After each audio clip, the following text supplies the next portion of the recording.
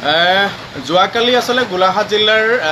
ঘিলাধেৰ আৰক্ষী থানাৰ অন্তৰ্গত মাটিখোলাত যি ঘটনা সংঘটিত কৰিলে APDSL কেইজনমান বিষয়াই এজন ব্যক্তিয়ে আসলে কিবা দুখ কৰিছিলে বুলি কৈছে আৰু তেখেতক ৰাজহুৱা স্থানত যেনেধৰণে আসলে শাস্তি প্ৰদানৰ যি ব্যৱস্থা এই ব্যৱস্থাই আসলে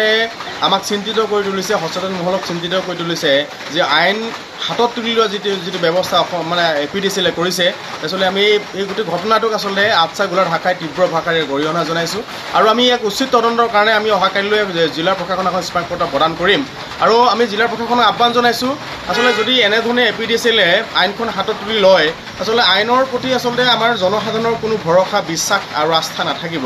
আসলে এখন আইন আছে এজন ব্যক্তিয়ে যিমানেই দুখ নকৰক কিয় আইনীভাৱে যি ব্যৱস্থা হ'ব আইনীভাৱে যি শাস্তি হ'ব সেইবিলাক ঠিকেই আছে কিন্তু ৰাজহুৱা স্থানত আসলে এজন মানুহক কেনেকৈ আসলে মানৱ অধিকাৰ আইন উলংঘন কৰি আসলে APDSL বিষয়াই যি গুণ্ডাগিৰি কৰিছে আৰু আটাইতকৈ পৰিতাপৰ বিষয়টো হৈছে অসম আৰক্ষীৰ উপস্থিতিত কৰিছে বহুত আসলে আজি বহুত ডাঙৰ প্ৰশ্ন অসম আৰক্ষীৰ ভূমিকাক লৈ এটা প্ৰশ্ন হৈছে যে যদি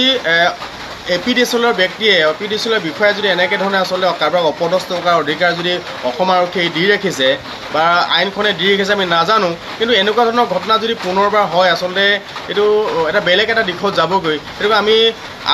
আমি জিলা প্ৰশাসনক আমি আহ্বান জনাইছোঁ যে অতি শীঘ্ৰেই আসলে এই সমগ্ৰ বিষয়টোৰ ওপৰত এটা উচ্চ পৰ্যায় তদন্ত কৰি আসলে কি হ'ল ঘটনাটো আসলে কিহৰ বাবে তেনেকুৱা পৰিৱেশ হ'বলৈ পালে আৰু এই ঘটনাৰ লগত জড়িত প্ৰতিজনকে আসলে কৰায়ত্ব কৰাৰ প্ৰয়োজন আছে কাৰণ পুনৰবাৰ এনেকুৱা ঘটনা সংঘটিত নহ'বৰ বাবে জিলা প্ৰশাসনে বা অসম পুলিচে ব্যৱস্থা ল'ব বুলি আমাৰ আস্থা আছে কিন্তু এই ঘটনাটোৰ পৰা এটা বস্তু আমি স্পষ্ট হৈছোঁ যে APDSL বহুত বিষয়েও যে বিভিন্ন স্থানত আসলে অপদস্থ বিভিন্ন মানুহক কৰে কিন্তু আজি সম্পূৰ্ণ ঘটনাটো দেখিছোঁ উল্টা আৰু আমি সেইটো কাৰণে জিলা প্ৰশাসনৰ সমগ্ৰ বিষয়টোৰ ওপৰত তদন্ত কৰিবৰ কাৰণে আৰু দোষীক উপযুক্ত শাস্তি প্ৰদান কৰিবৰ কাৰণে আমি আহ্বান জনাইছোঁ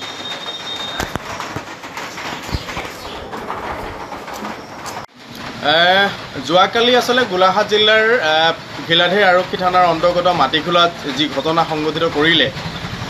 APDSL কেইজনমান বিষয়াই এজন ব্যক্তিয়ে আসলে কিবা দুখ কৰিছিলে বুলি কৈছে আৰু তেখেতক ৰাজহুৱা স্থানত যেনেধৰণে আসলে শাস্তি প্ৰদানৰ যি ব্যৱস্থা এই ব্যৱস্থাই আসলে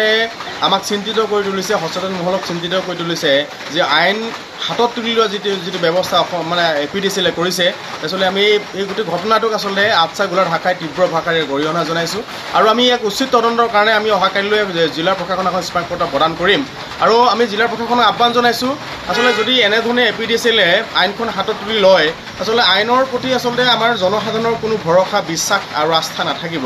আসলে এখন আইন আছে এজন ব্যক্তিয়ে যিমানেই দুখ নকৰক কিয় আইনীভাৱে যি ব্যৱস্থা হ'ব আইনীভাৱে যি শাস্তি হ'ব সেইবিলাক ঠিকেই আছে কিন্তু ৰাজহুৱা স্থানত আসলে এজন মানুহক কেনেকৈ আসলে মানৱ অধিকাৰ আইন উলংঘন কৰি আসলে APDSL বিষয়াই যি গুণ্ডাগিৰি কৰিছে আৰু আটাইতকৈ পৰিতাপৰ বিষয়টো হৈছে অসম আৰক্ষীৰ উপস্থিতিত কৰিছে বহুত আসলে আজি বহুত ডাঙৰ প্ৰশ্ন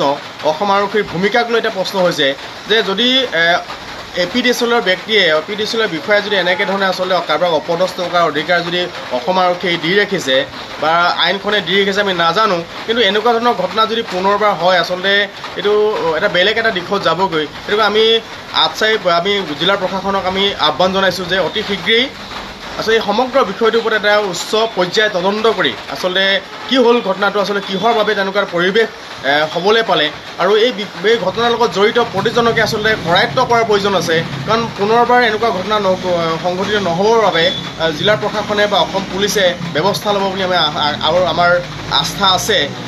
কিন্তু এই ঘটনাটোৰ পৰা এটা বস্তু আমি স্পষ্ট হৈছোঁ যে APDSL বহুত বিষয়েও যে বিভিন্ন স্থানত আসলে অপদস্থ বিভিন্ন মানুহক কৰে কিন্তু আজি সম্পূৰ্ণ ঘটনাটো দেখিছোঁ উল্টা আৰু আমি সেইটো কাৰণে জিলা প্ৰশাসনৰ সমগ্ৰ বিষয়টোৰ ওপৰত তদন্ত কৰিবৰ কাৰণে আৰু দোষীক উপযুক্ত শাস্তি প্ৰদান কৰিবৰ কাৰণে আমি আহ্বান জনাইছোঁ